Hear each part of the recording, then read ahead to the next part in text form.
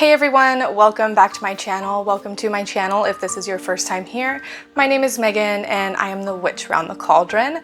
In today's video, I'm going to talk about why you should keep a journal, how to make it work for your practice, and I'm going to give you 5 tips on keeping up the habit.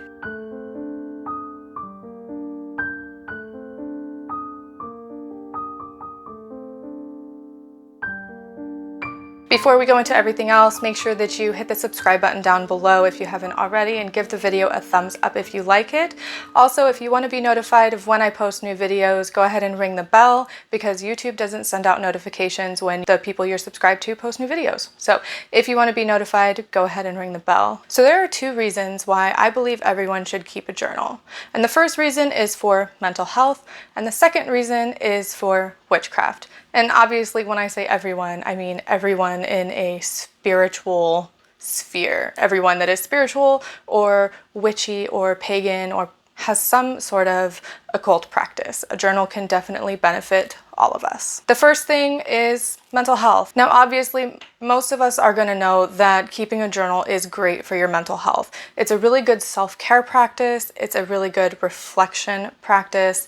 And it's really good for releasing emotions and sort of getting the thoughts and feelings outside of you and onto paper where you can see them and process them sometimes in a better way. Now, the second reason I think every witch should keep a journal is as a record of their practice. And when I say journal, I mean whatever sort of record keeping works for you. I myself tend to use handwritten journals. It works much better for me. I have a better connection with myself and what's going on around me when I'm physically writing things down. But if physically writing things down doesn't work for you, you can keep a digital journal, you can type it, you can keep a video journal if video is your thing, or you can even keep an audio journal, an audio record of your thoughts, feelings, ideas, practices, and things like that. There are a lot of reasons of why I think anyone that practices witchcraft or any sort of magical practice, or even pagans, should keep a journal. And these involve writing down spell ideas, keeping track of your current spells that are in progress, keeping a history of the spells that you have cast and how they worked or didn't work for you, keeping a record of your divination sessions, so your tarot readings or your rune readings or pendulum or whatever sort of divination that you practice. It's good to keep track of those. I personally keep track of most of my tarot readings, and it's really good for me to go back and reflect on the readings that I did in the past and see what has happened since then. Keeping a journal for your witchcraft is also a good way to keep track of the things that you're learning. I tend to keep track of things that I'm learning in my journal versus putting it into my grimoire, because I'm not always sure if what I'm learning is going to apply to my practice. So keeping track of the things that I learn in my journal is much better for me because it allows me to process what I'm learning, how I feel about it, and whether or not it's going to be beneficial to me to keep in the long run. If you do any sort of scripting, keeping a journal is great for scripting, although you might want to keep a separate journal for that. I find that having one main journal that you keep track of daily with the things that happen during the day. If you do daily divination, maybe you track the moon phases or the astrology of the particular day, which is also a great reason for keeping a journal, to see how that sort of thing affects you. If you're going to do scripting, I recommend keeping a separate scripting journal. I did experiment with scripting for I think like a week or so. I will leave the video for that down in the description below. It would be better to keep that journal separate so that your scripting doesn't sort of get lost with your day-to-day happenings that you write down, if that's what you do, your divination and things like that. One of the things that I find most beneficial in my experience for keeping a journal with witchcraft is I combine it with my daily journal. I keep a journal for everyday going on things. If you've been here for a while, you will know that I have some mental health concerns, not concerns. I struggle with my mental health sometimes. And keeping a physical journal, writing things down, being able to physically and visually see the things that I'm feeling on paper in my own handwriting really helps to process what I'm going through. Now, I also keep all of my witchcraft related stuff in my main journal because a lot of it overlaps for me. I am finding patterns with moon phases and astrology, and I'm also doing different spells to sort of help with confidence and with speaking and with motivation and taking time for self-care. Different types of spells for self-care and relaxation, because this witch needs to learn how to rest. Keeping everything combined together really works well for me because witchcraft is an inherent part of my daily life. Now, you might keep a journal for all different kinds of reasons, and everyone is going to have a different reason for keeping a journal, and that's totally fine. The important thing is that you make the journal work for you, right? Because if you don't enjoy it, if you don't want to use your journal, then you're not going to, and then you're not going to get the benefits, both mental health benefits and witchcraft benefits, if you don't use it. So now that we kind of got that out of the way about why you should keep a journal and how the journal can be related to your practice, I'm going to go ahead and give you 5 tips that I have personally found helpful for keeping the habit, making myself keep the habit, because it's beneficial, right? But if you don't do it, it's not going to benefit you. And at this point, I'm rambling. Okay, so tip number 1 is to find tools that you enjoy. Now, these tools can be whatever you want, right? I love a good pen. Just if it writes smooth and the ink is smooth and it doesn't smudge and it doesn't get blotchy and I don't have to hold the pen a weird way to make it write the way I want, I love a good pen. So it's important for me to have pens that I love using. I also have some markers that I found. They're like felt tip pens, I think, not necessarily markers. I will leave links to everything that I mentioned in the description below. But one thing that I really like about these is that they come in all kinds of colors, but they don't bleed through the page. And that is a good way to make sure that I will never use a journal, is if I write on one page and then I flip the page to write on the next and I can see my writing from the previous page. I hate ink that bleeds through pages.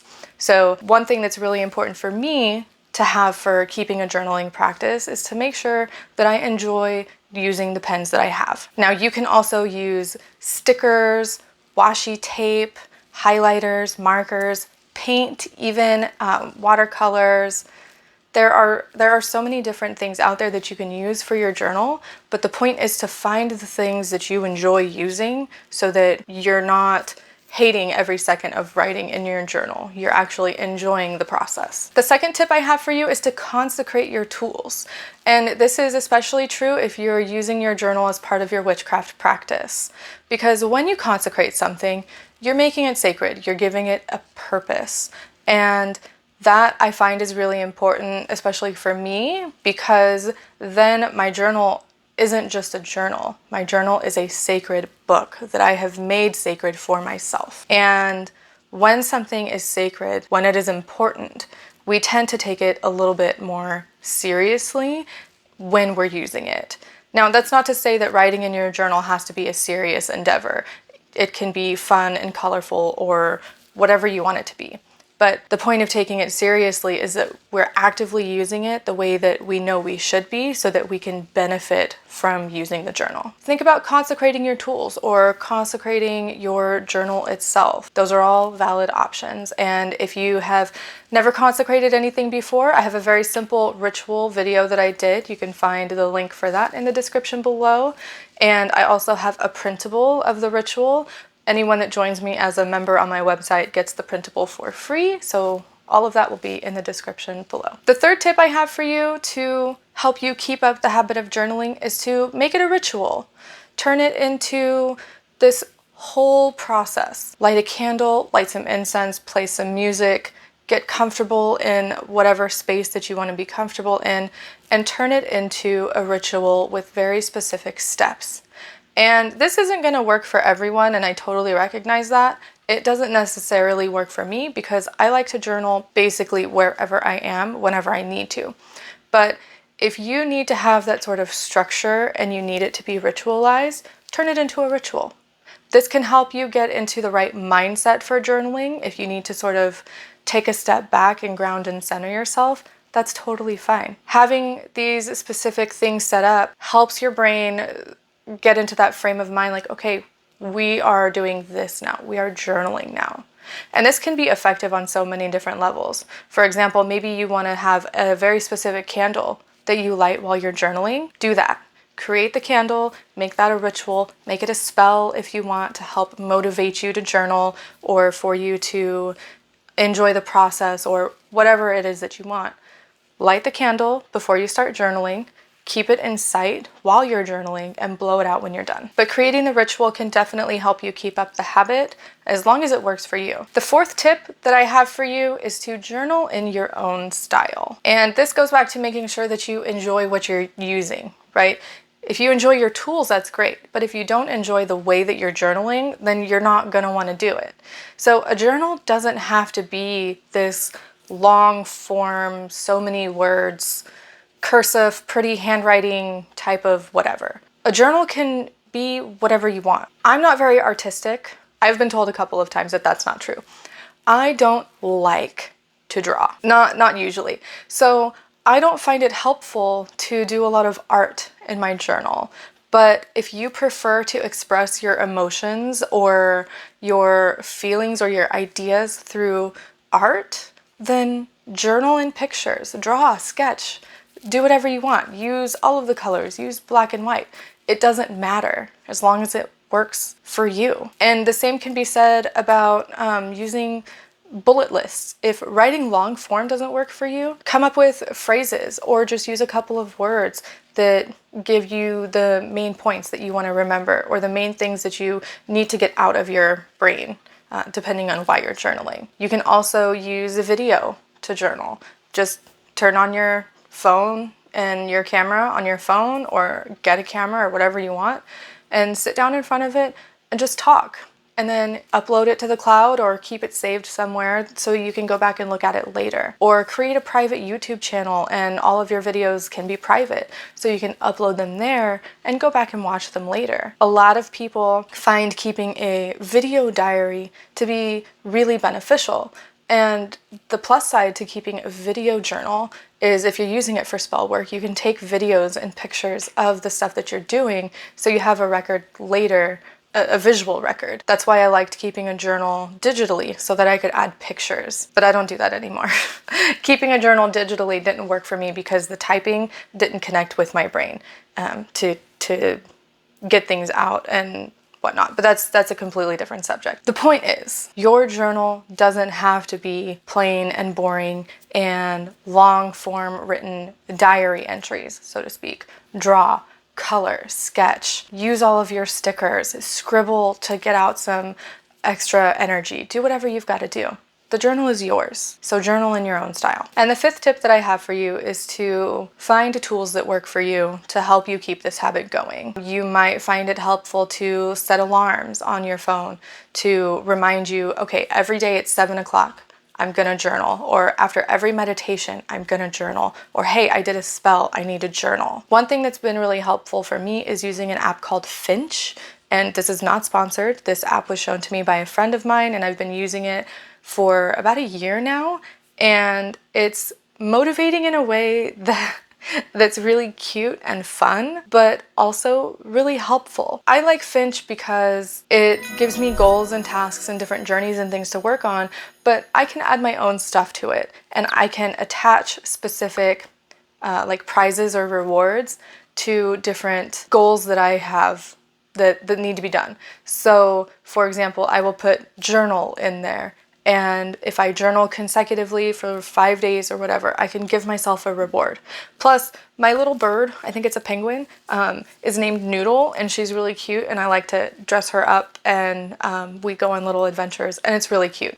If you have Finch and you want to be part of my tree neighborhood, I will leave the information below in the description. If you don't have Finch and you want a really cool self-care app, then check out the referral information in the description below. It's totally free and super helpful, and I really love it. You don't have to use Finch. You don't have to do anything like that, as long as you find things that help you remember to journal. So reminders, Google Calendar, make a to-do list every day, add it to your schedule, whatever you have to do to make sure that you are consistently using the journal the way that you want to. And that's the point, is consistency. So if you only want to journal every time you meditate and you only meditate twice a week, that's fine.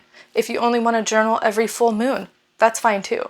The point is consistency in whatever way that looks for you. So I hope those 5 tips are going to be helpful for you. I hope that you at least think about keeping some type of journal if you haven't before. Like I said, journaling can benefit just about everyone, and as witches and magical people, especially if you are new or you're learning something new, or you're experimenting with different sort of spells and techniques and things like that, keeping a record of those things is super important, because our memories aren't always the greatest, and sometimes we might forget a step that we did or an ingredient. And having that record of exactly what you did, what you used, when you did it, and things like that can be really helpful if you want to replicate that particular spell or ritual or whatever it is in the future. And don't forget that it takes time to build a habit.